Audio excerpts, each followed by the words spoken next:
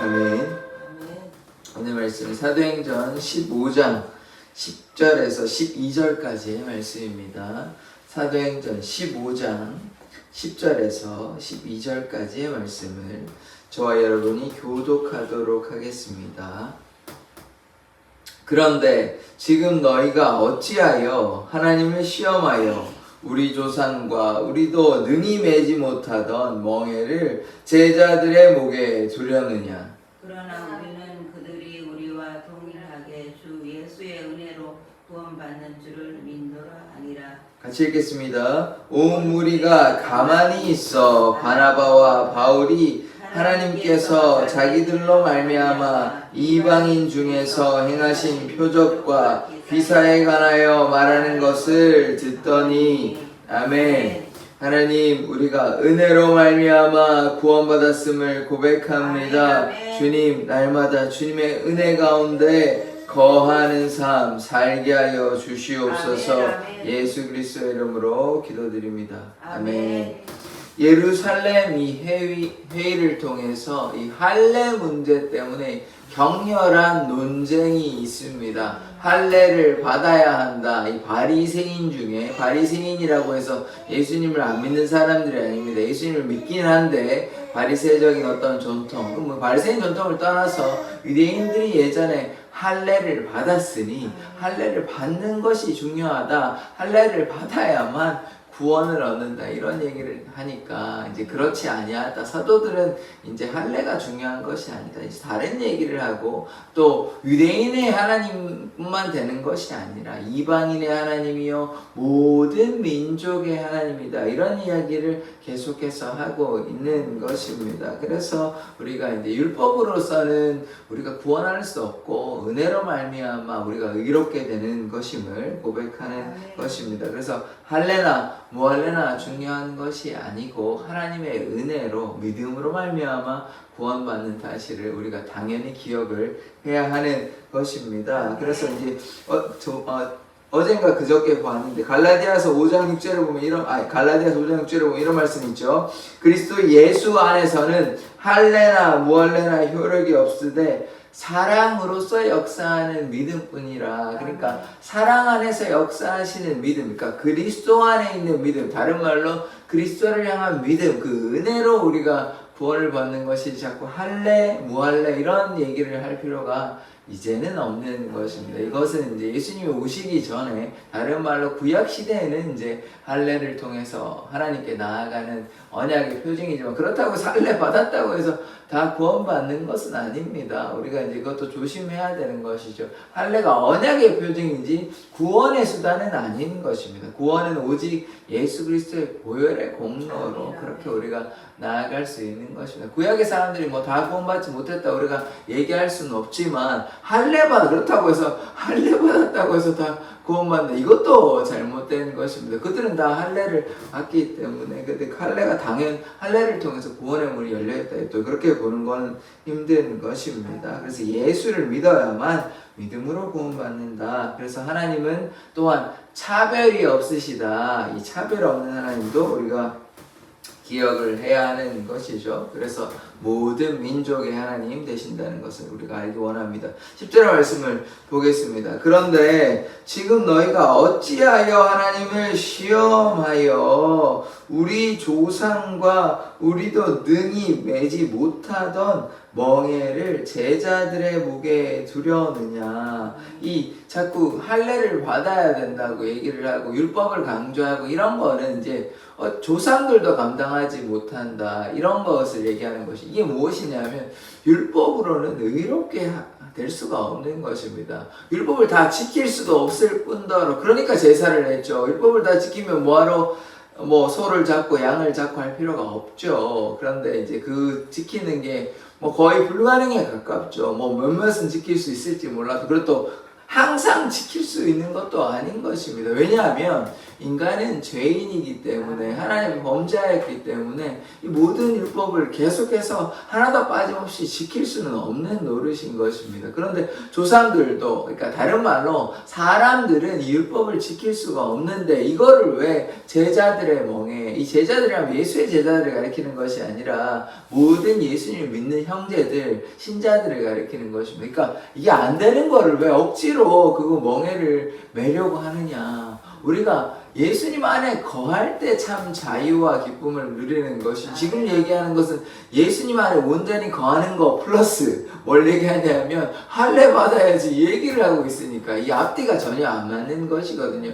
예수님이 오신 것은 율법을 완성하신 것입니다. 그러니까 예수님을 통해서 율법의 뭐 조항들이 그 하나하나 지켜야 돼 그런 것을 얘기하는 것이 아니라 예수님께서 그러니까 다른 말로 얘기하면 율법을 하나하나 지켜야 되니까, 물론 제가 율법을 무시하자는 뜻이 아니지만 지금 뭐 안식일 지키고 그렇게 하는 거 아니거든요. 뭐 제사 다 하고 번제도 하고 하는 거 아니지 않습니까? 이제 달라졌다고요. 예수님을 통해서 예수님이 전환점이 돼서 달라졌으니 더 이상 이제 그런 율법의 멍에들을 이제 우리 이제 믿는 사람들에게 강조하지 마라. 이제 그것이 아니라 예수님의 보혈로 십자가의 능력으로 우리가 구원받을 수 있다. 이야기를 계속해서 하고 있는 것입니다. 그래서 로마서 3장 28절은 뭐 이런 말씀이 나오는데요.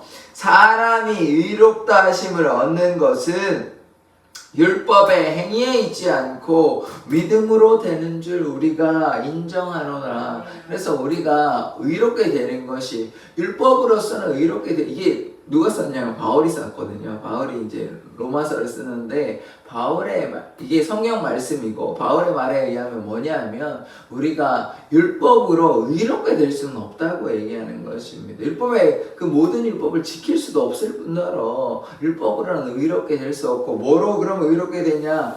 믿음으로 의롭게 되는 것입니다.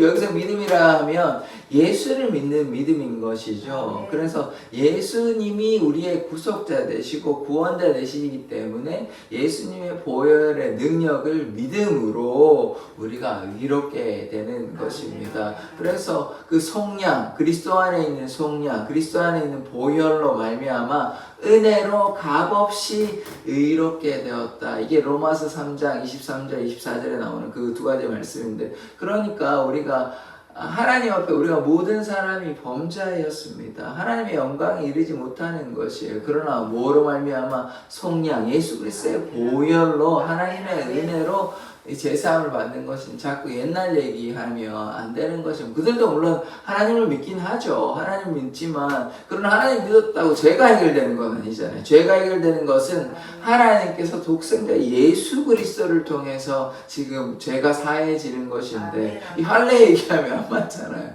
근데 그 얘기를 이제 계속해서 이야기하는 것입니다. 11절 말씀을 보겠습니다. 그러나 우리는 그들이 우리와 동일하게, 그들이라고 얘기하는 것은 이방인 가리키는 것입니다. 이방인들이 우리와 유대인들과 동일하게 주 예수의 은혜로 구원받을 줄을 믿노라. 그래서 정리하면 믿음으로, 예수를 믿음으로 은혜로 구원받는다. 이것을 지금 이야기하는 것이죠.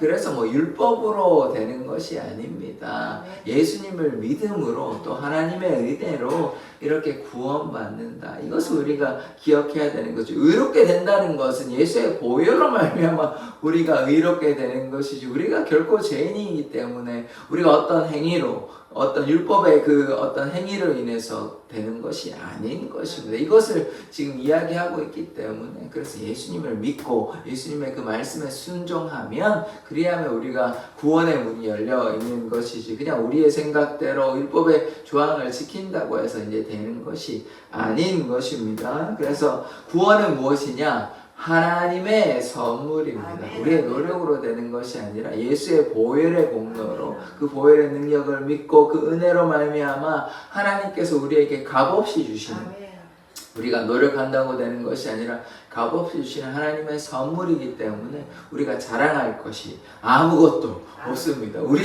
우리가 무엇을 하던 그것이 하나님의 은혜로 말미암아 우리가 하나님께 나아가는 것이지. 우리가 잘 기억해야 돼. 우리의 생명도 누가 주신 것입니까? 하나님이 주신 것이에요. 그러면 우리가 물론 우리 인간적인 노력이 전혀 없다 이렇게 이야기하는 것은 좀 지나치긴 하지만, 그런데 우리가 또 잘 보아야 할 것은 우리의 생명을 누가 주셨습니까? 하나님께서 인간의 생사화 복을 주관하시기 때문에 하나님께서 오늘도 우리가 데려가시려고 작정하시기만 하시면 우리의 생명은 거기서 끝나는 것이에요. 하나님께서 지켜주시기 때문에 우리가 오늘도 살아가고 내일도 살아가고 할 수 있는 것이지, 하나님께서 데려가시면요, 아나니아 삽비라가 그 잘못해가지고 바로 가버리시잖아요. 그래서 지금도 보면 그런 일들이 이제 비일비재하게 나타나는 것이거든요. 이 생명이 끊어진다, 죽게 된다는 것은 하나님의 허락 없이는 되는 것이 아닙니다. 왜냐하면 생명이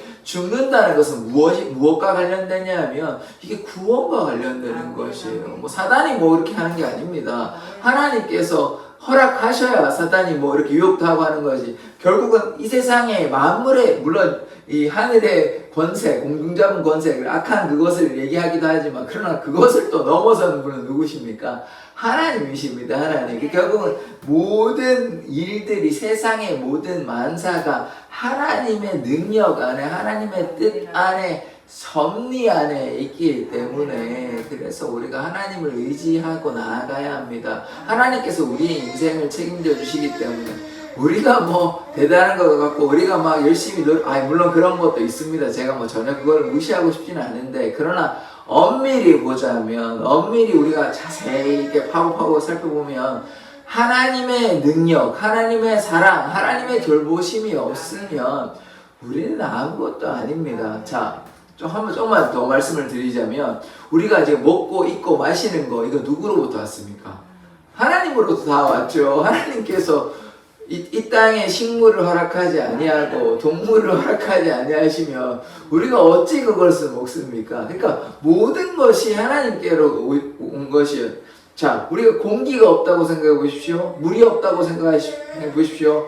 우리 지금 당장 죽습니다. 방법이 없어요. 그러니까 우리가 이 순간, 지금 숨 쉬고 살아있는 이 순간도 하나님께서 공기라는 것을 허락하여 주셨기 때문에 우리가 살아가는 것이에요. 그러면 이런 말씀을 우리가 생각해 본다면, 우리 창조자 하나님 모든 것을 제공하신 그 하나님을 생각해 본다면, 감히 공기가 없이, 물이 없이 우리가 할 수 있습니까? 그러니까 우리도 누가 지으셨어요? 하나님께서 지으셨잖아요. 그럼 결론은 무엇입니까? 하나님께서 다 하셨다고 이야기하는 것이지, 우리가 무슨 노력으로 헌신으로 했다고 엄밀히 이야기해보자면 그렇게 할 수 있는 것이며, 물론 우리가 또 열심을 내기도 하고 섬김을 하기도 하고 헌신을 하기도 하는 게 틀린 말은 아닙니다. 그러나 하나님의 은혜로 말미암아 우리가 은혜의 바탕 위에 우리가 무엇을 하는 것이지. 그래서 우리가 무엇이라고 신앙인들은 뭐라고 고백하는 게 더 좋냐면,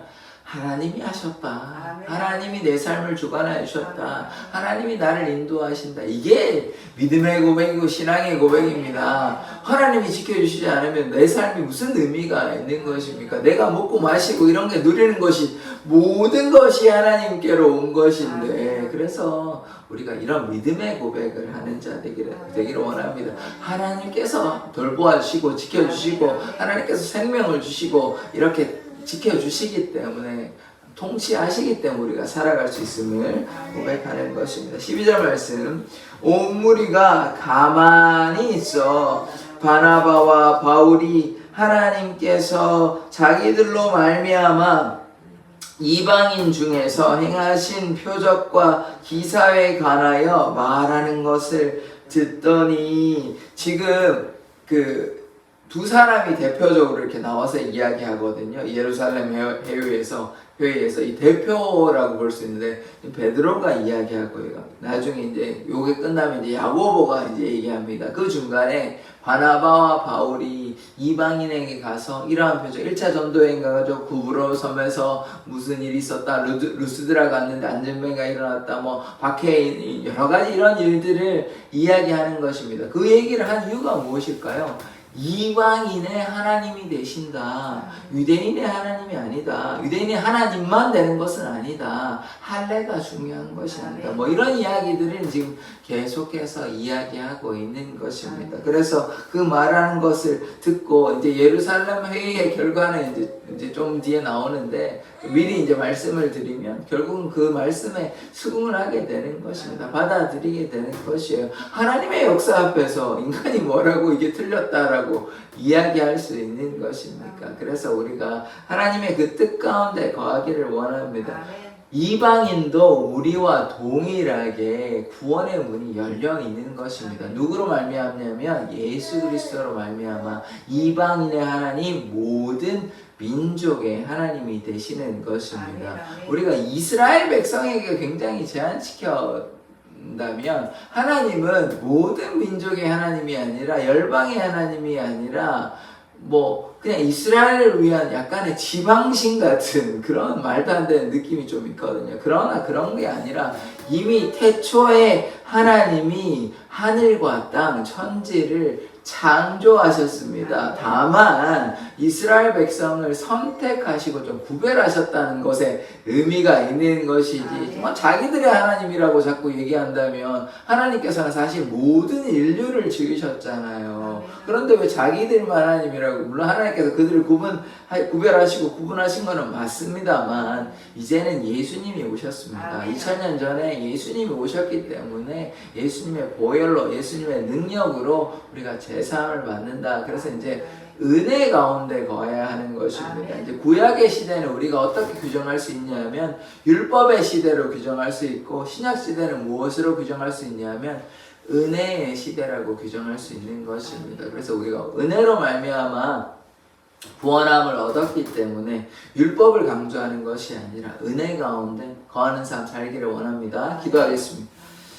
하나님께서는 유대인의 하나님뿐만 아니라 이방인의 하나님, 또 모든 민족의 하나님이심을 고백합니다. 주의 보혈로, 은혜로 말미암아 우리가 구원함을 받았사오니 우리가 날마다 주의 은혜 가운데 거하는 삶 살게 하여 주시옵소서. 감사드리며 예수 그리스도의 이름으로 기도드립니다. 아멘. 주기도문으로 예배를 마치도록 하겠습니다. 하늘에 계신 우리 아버지여, 이름이 거룩히 여김을 받으시오며 나라의 임하옵시며 뜻이 하늘에서 이룬 것 같이 땅에서도 이루어지이다. 오늘날 우리에게 일용할 양식을 주옵시고 우리가 우리에게 죄 지은 자를